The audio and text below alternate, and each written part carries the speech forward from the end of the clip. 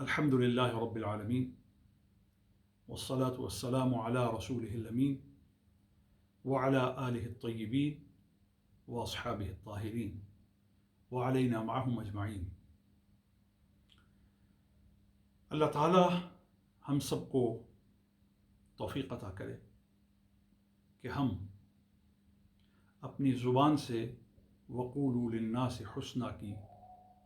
تفسیر بن جائیں، اس کی حسین تصویر بن جائیں، ہماری زبان سے وہ جملے ادا ہوں جو قول رسول کی خوشبو لے کر لوگوں کے کانوں میں ہدایت کا رس گھولیں۔ ہمارے اعمال قرآن و سنت کی ان حدود کے اندر مزین ہو جائیں کہ جن کے باہر صرف گمراہی ہے، اور اگر ہدایت اور نور ہے تو وہ ان دو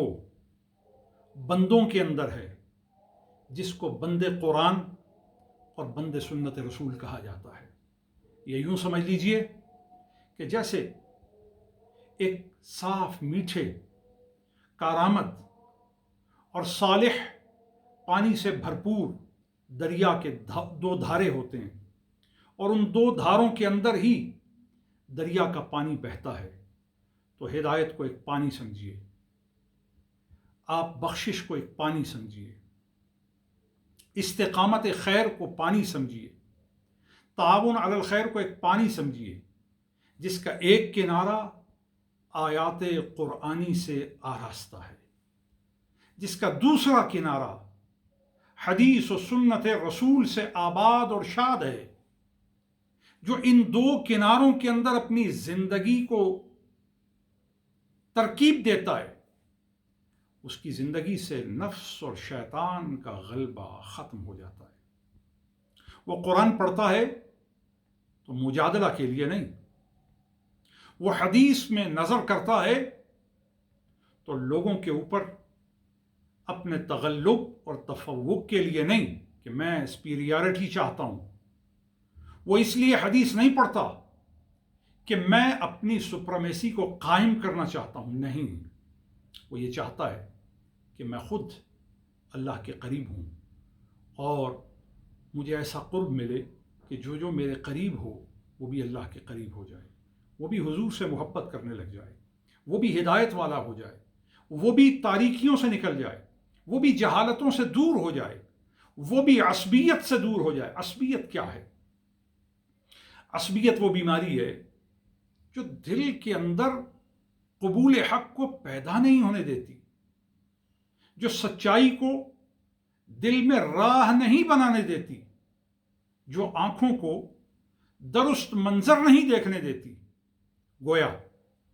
دیکھتی آنکھوں کو جب اندھا پن لاحق ہو جائے، سنتے کانوں میں جب بہرا پن آ جائے، فکر کرتی عقلوں کے اندر جب تدبر باقی نہ رہے،